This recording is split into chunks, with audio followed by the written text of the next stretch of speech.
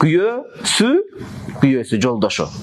Өзүнүн Кудай кошкон колуктусу жубайы келинчегин авыратын караса болбойбу? Хидая дегенде мындай башкача отуруп угушуңуз керек да мунучу. Өзүңүз доңдоп алып, кунт коюп караса болот. Анткени Кудай Таала адал кылып берди, караса болот. Арам деген эч ким жок бизде Ханафи мазхабта. Бирок дейт, аула деген ахсын, эң жакшысы деген сөз. Адепке ылайыктуусу деген сөз. Эң жакшысы алла янзура куллу минхума ила аурат сахибихи. Ошо түгөйлөрдүн, жубайлардын ар бири көрбөгөнү жакшыраак болот дейт. Жакшыраак, эми көрүп алса, астапырылла, астаксырайт деп кафарат чыгар уруп отурбаңыз. Көрбөгөн жакшыраак деп атат бул жерде. Демек жакшыраак дегенден биз тыянак чыгарсак болот. Көрүп койсо хилафул аула, эми мындай макрунун жеңилирээк түрүн кылыптыр деген сөз да. Макру демес ба, хилафул аула, ушуну кылбай койсо жакшыраак эле деген сөз. Дагы айтабыз, бул сөз бүт элек.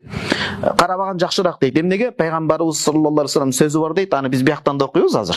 Эмне деген сөзү бар? Хадиси: "Иза ата ахадукум ахлаху", аялына, жубайына жакындык мамиле, карым катнашка келе турган болсо, фалиястатир мастата, колдон келишинче жаап чүмкөнсүн дейт. Жаныбарларга окшоп эле айталады, ачык эмете бербесин деп атат. Керек болсо ошол мамиледе дагы сыпайылык, ошол мамиледе мындай ыйбалык, ошол маселеде дагы уяттуулук сакталат экен да мусулмандарда.